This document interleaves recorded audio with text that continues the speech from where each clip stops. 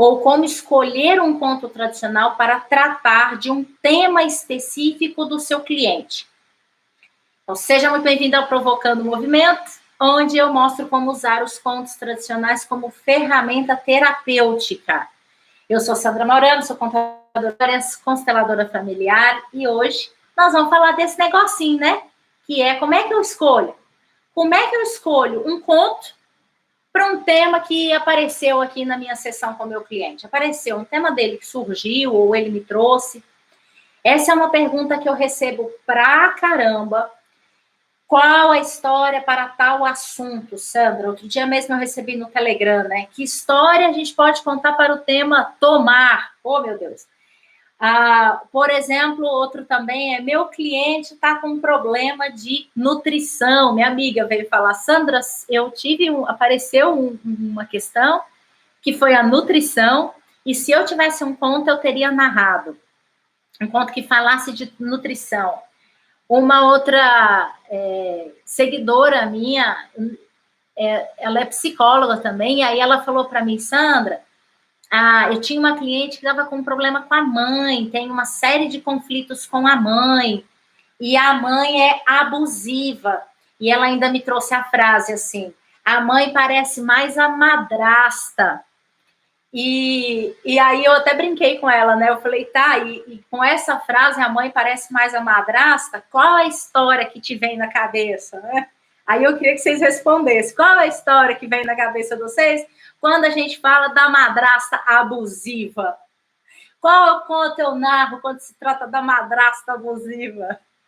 É uma pergunta muito recorrente, por mais que eu fale isso em quase todas as minhas lives, eu acho que vai ser um assunto que nós vamos sempre falar sobre, né?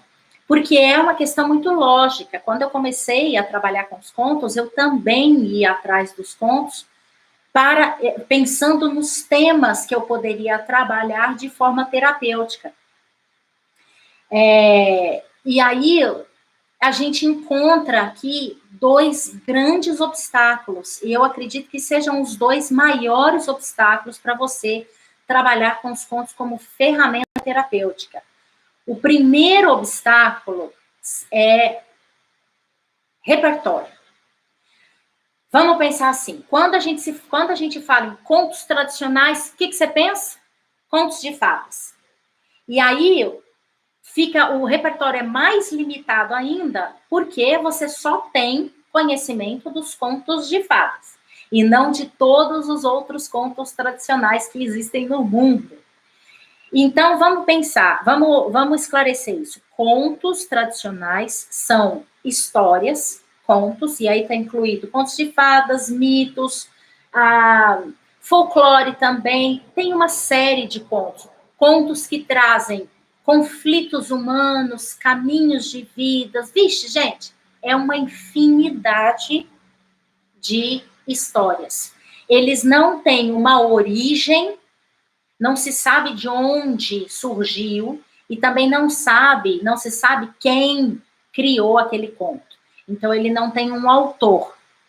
E o primeiro obstáculo que eu vejo é esse, assim: bom, eu só conheço contos de fadas. Então, todo tema que me surge, eu tento fazer relação com algum conto de fada.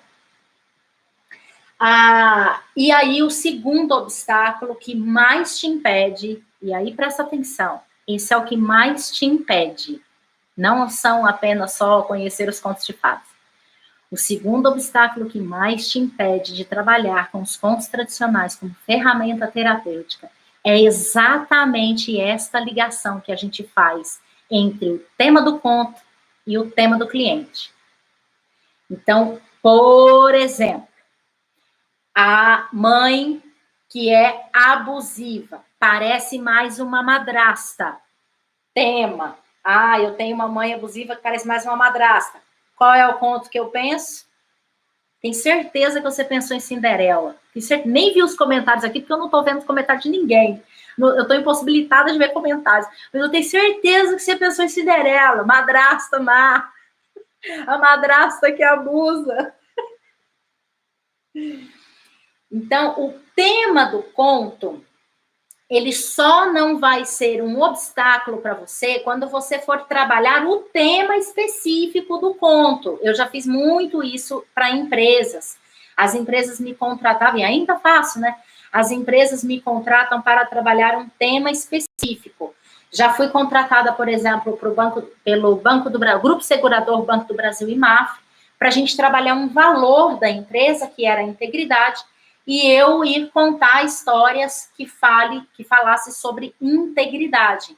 E aí a gente está trabalhando o tema do conto, entendeu? É diferente. Tá tudo certo com isso, tá? Vai gerar reflexões da mesma forma, a pessoa vai se identificar da mesma forma, mas aí eu não estou trabalhando o conflito da cliente.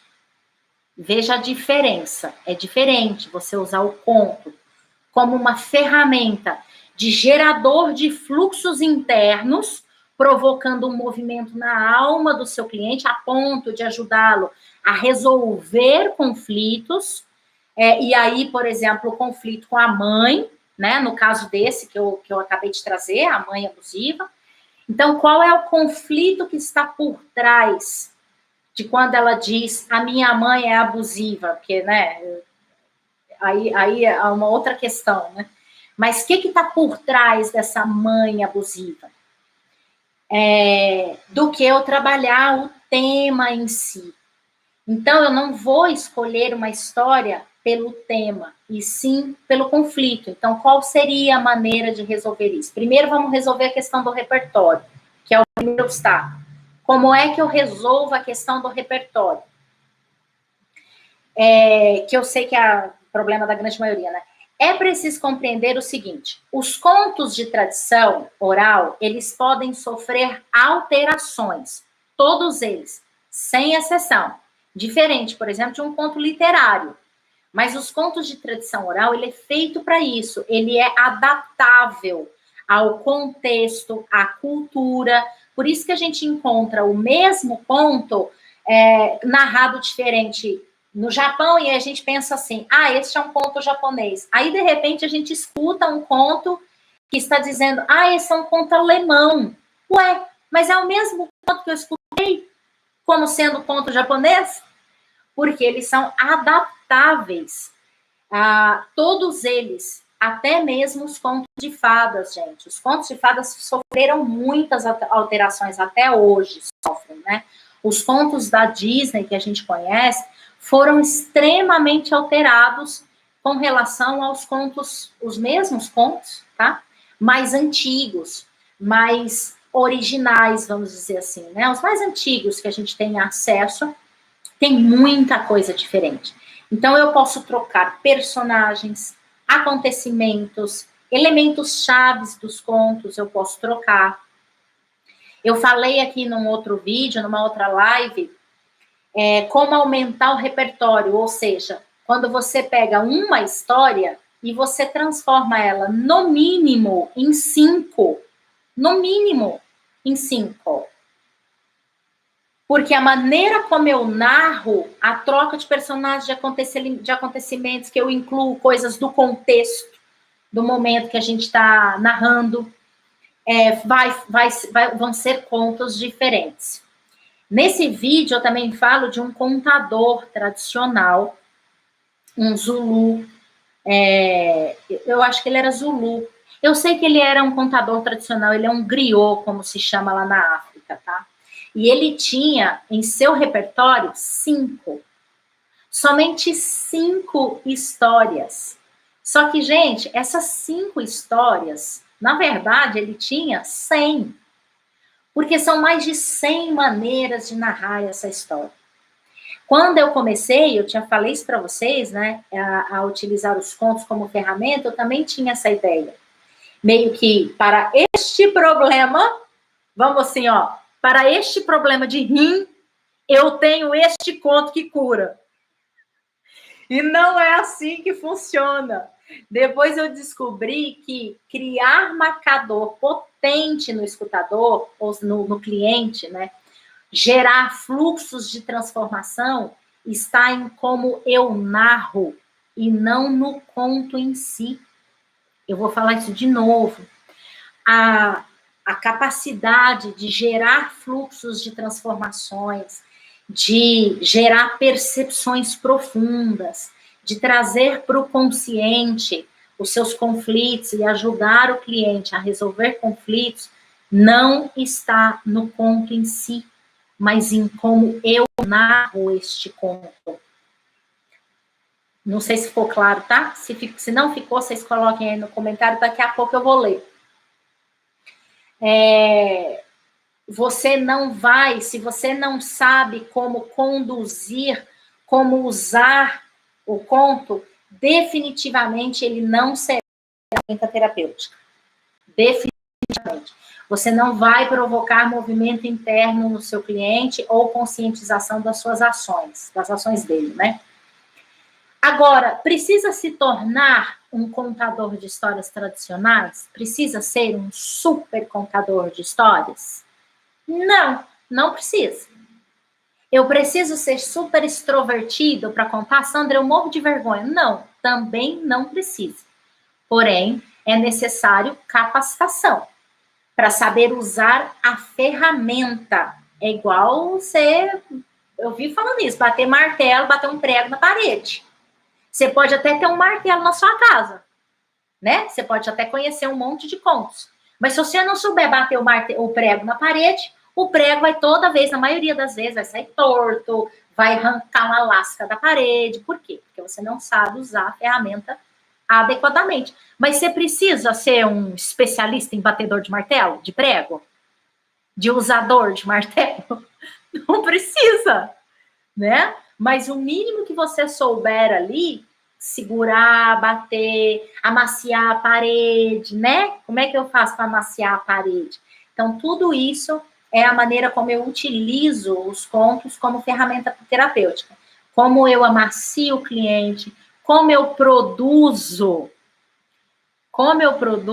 hormônios que vão ajudar no processo de entendimento, no processo de percepções, de reflexão do próprio comportamento, como eu produzo esses hormônios. Hormônios que traz sensação de bem-estar, hormônio que traz foco, que traz criatividade. Então, eu preciso saber conduzir o conto. Para isso, é preciso técnica.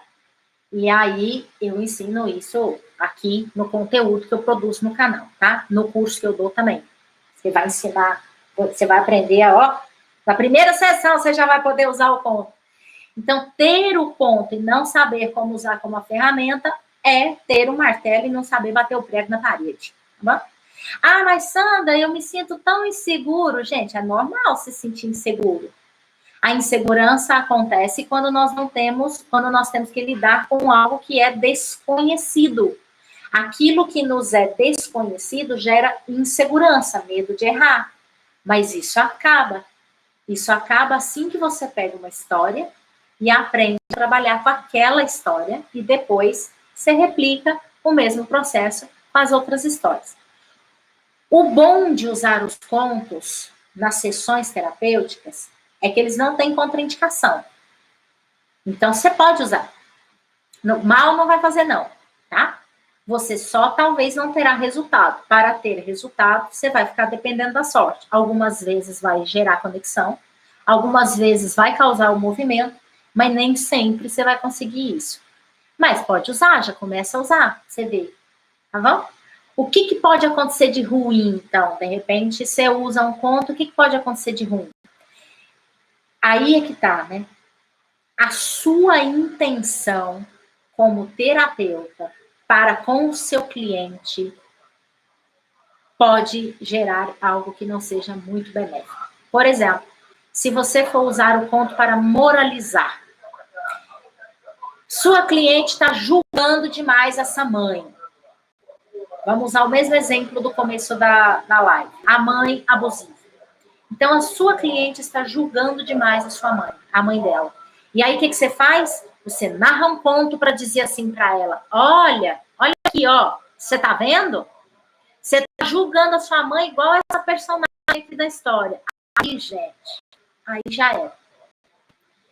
E aí eu consigo explicar isso para você neuroquímico. É químico, tá?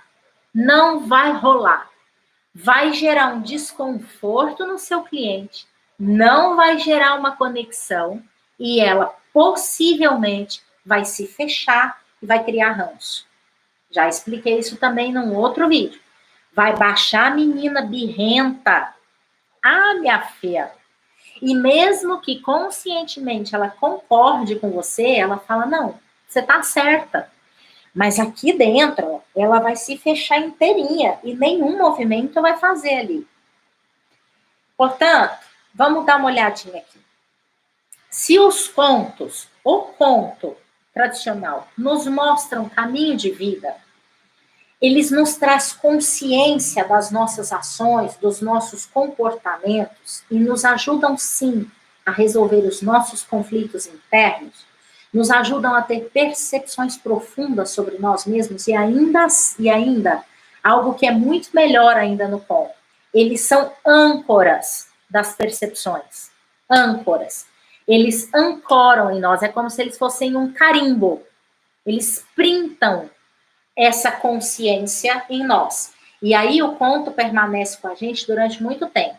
Então é como se ele fosse uma sementinha que você plantasse e ou ele vai te gerar consciência ali na hora, ou ele vai começar a ganhar vida internamente, até que você faz... Tá, agora eu tô entendendo aquele conto. E aí, todas as vezes que ele estiver naquele mesmo estado emocional, o conto avisa. É isso mesmo, o conto avisa. Vou dar um exemplo para vocês meu, tá? Meu. Tem um conto do burrinho. Vocês já devem ter ouvido eu narrar isso, se não ouviu, vai ouvir agora também. Uma vez eu escutei essa história. Burrinho tinha 2 caminhos para caminhar, para trilhar. E um deles, rapaz, era difícil demais. Era cheio de pedra, mas umas pedras desse tamanho, sabe? Difícil de trilhar.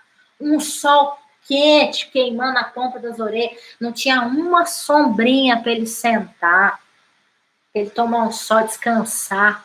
Não tinha uma árvore. Mas bem do ladinho mesmo, bem do ladinho, existia um outro caminho. Um caminho todo gramado, com umas árvores incríveis, que ele podia ali sentar, descansar toda vez. Um caminho mais gostoso, mais florido, cheio de flores, algumas árvores frutíferas, né? Umas laranjinhas para poder chupar, umas mexerica, a hora que abria aquela casca da mexerica, assim, aquele cheirinho subia. Lembrava ele coisas da infância, sabe? Mas não. O burrinho queria andar no caminho das pedras, sabe por quê? Porque aquele caminho das pedras era o caminho dele. Ali era o caminho dele. Ali ele tinha razão, entendeu? Ali ele sabia o que ele estava fazendo. E aí o burrinho ficava no caminho das pedras. Quando eu ouvi esse conto, na hora, eu não entendi muito bem ele, não. Mas ele mexeu comigo. Algum lugar aqui ele me afetou. Algum lugar ele falou comigo. Mas eu não trouxe para o consciente na hora. Só foi um conto que eu falei, tá. E movimentou alguma coisa aqui. 2 anos depois, gente, e direto e reto esse conto vinha na minha cabeça. E eu narrava ele para mim. Eu recontava ele para mim. Burrinho nas pedras. O burrinho no caminho da grama. Que raio esse conto tá me falando? O que esse conto quer dizer para mim, gente? Ô, misericórdia! E eu fiquei irritada com essa história do burrinho. Porque esse burrinho vinha na minha cabeça, eu não sabia o que esse burrinho queria dizer. Eu fui ficando irritada com ele. Até que um dia, aqui em casa, numa situação com meu marido, eu fiz... filha de uma mãe! Olha eu botando meu burrinho nas pedras, ao invés de botar meu burrinho para caminhar na sombra. E aí o conto fez sentido consciente do que essa história queria dizer para mim. Vocês ouviram a história aí agora e podem ter feito outro sentido para vocês. Porque nós vamos receber o conto conforme o nosso mapa mental, conforme as nossas experiências. Eu já expliquei isso aqui numa live. Existe um processo neural que é como se nós tivéssemos 3 orelhas, 3 ouvidos, os nossos 2 externos e um interno. Lá é o nosso cérebro. Quando eu escuto alguém narrando uma história para mim, o meu cérebro me reconta essa história a partir das minhas experiências. Então, é por isso que a gente faz a conexão, por isso que eles nos ajudam, porque aí eu vou fazer a releitura daquela história. E o mais interessante é, se eu me identifico com o personagem, devido à atenção projetiva, né, quando eu me projeto para dentro da história, eu vivencio aquela experiência. De fato, eu vivencio a experiência. Como se eu estivesse mesmo vivendo a experiência do burrinho. Como se eu fosse o burrinho. Ok? Vocês também. Quando vocês ouviram aí, vocês estiveram lá, vocês visualizaram o burrinho, visualizaram o caminho das pedras, visualizaram o caminho das gramas, né? Então, quando a gente faz isso, a gente vivencia. E o nosso cérebro nos reconta essa história a partir das nossas experiências. Então, para mim, essa história fez sentido nesse lugar. E aí, a partir daí, todas as vezes que eu percebo que tá difícil, tá pesado, eu e meu marido, por exemplo, tá dando creque toda hora, né? Entrando em curto-circuito toda hora. As nossas razões, a gente querer ter razão para tudo, né? Quando o meu trabalho começa a ficar muito pesado, aí a história vem na minha cabeça. O burrinho vem na minha cabeça. E eu falo, onde que eu tô botando meu burrinho para caminhar? Provavelmente no da grama não é. Ele tá nas pedras. Porém, onde que na minha vida o meu burrinho tá caminhando nas pedras? Não é a razão? É o tá ali no seu caminho? Você tá coberta de razão? Então, Sandrinha, abre mão das suas razões para você trilhar o caminho mais leve, mais tranquilo. Então, a história... Por que eu contei tudo isso para vocês? Porque eu quero dizer o seguinte, a história ancora as nossas percepções mais profundas. Ela ancora a consciência das coisas que nós trazemos para o consciente, né? Os insights que nós temos. A história ancora esses insights. Vocês já devem viver isso com as músicas. As músicas fazem isso com a gente também.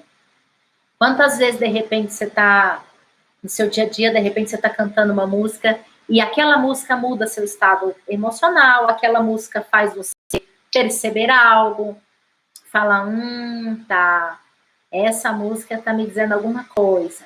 Então, porque é uma ferramenta emocional, né, gente? Então, vamos voltar aqui. Como eu posso escolher um conto para um problema específico do meu cliente, para um conflito específico?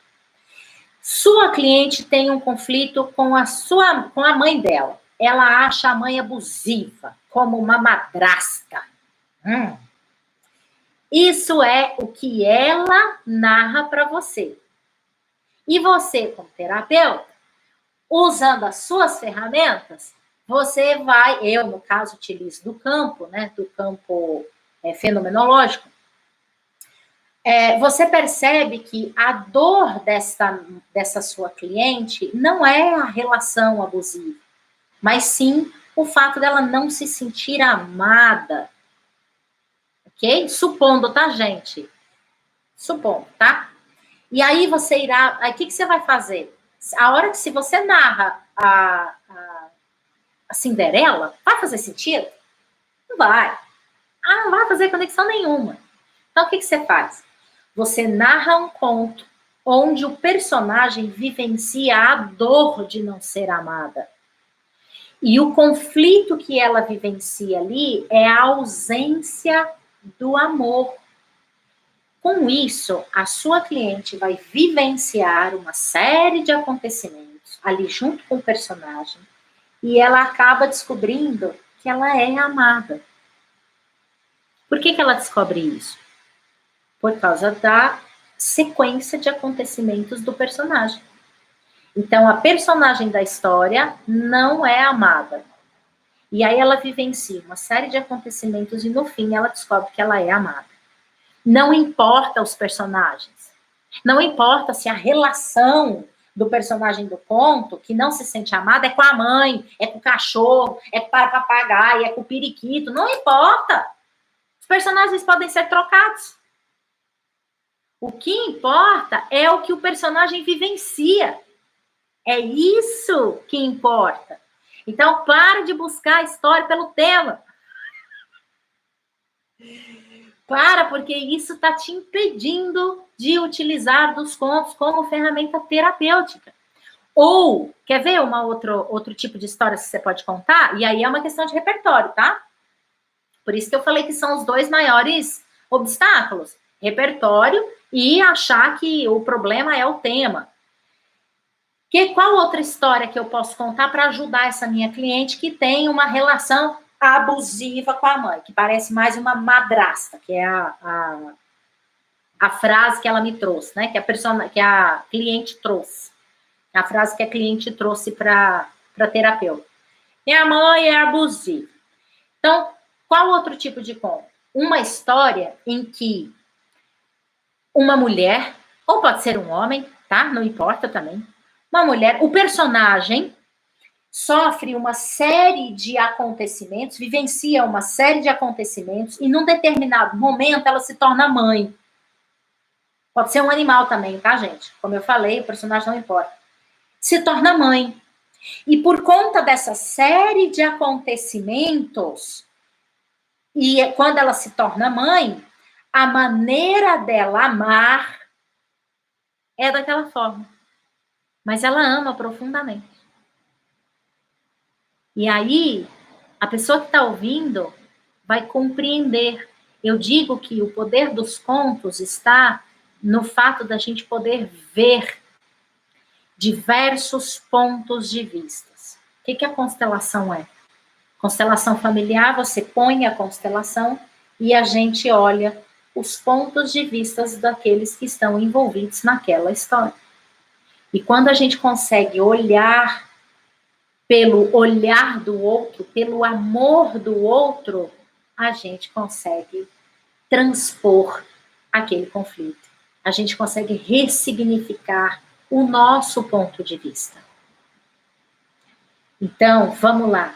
Ou eu narro a história de um personagem que não é amado, mas que no fim descobre que ele é amado, ou, mais forte ainda, se o meu conflito com a minha mãe é porque eu acho que a minha mãe é abusiva, eu narro a história de um personagem que vivencia uma série de acontecimentos no qual, ao ser mãe, ou mesmo que ela não seja mãe, mesmo que ela tenha que cuidar de outro personagem, né? Cuidar de alguma coisa, a maneira como ela cuida, para quem está de fora, parece abusiva, mas ali há muito amor.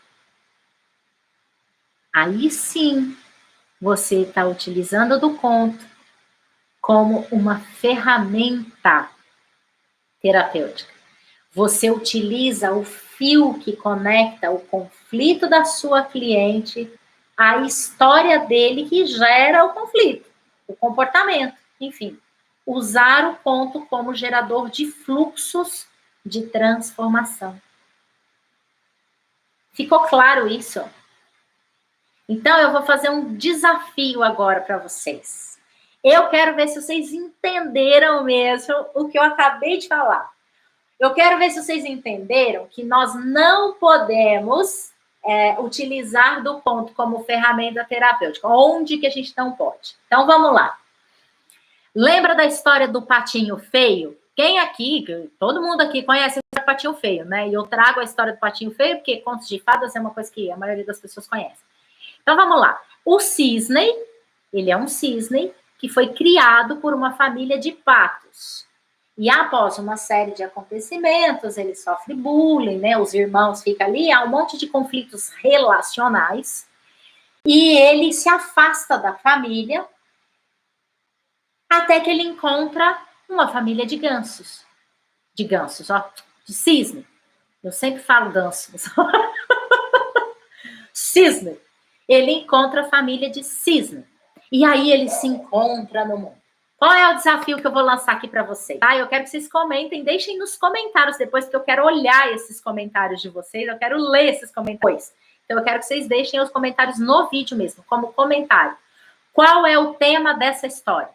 Qual é o tema mesmo do Patinho Feio?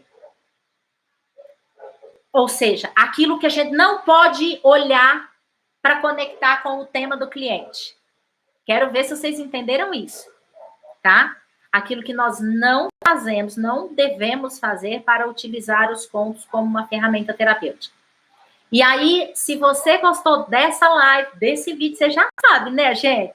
Compartilha, marca as pessoas, e se você gostou muito, já segue, curte, e se você estiver aqui no YouTube, clica no sininho para você receber. Toda semana eu trago conteúdos novos e aí você recebe esses conteúdos em primeira mão.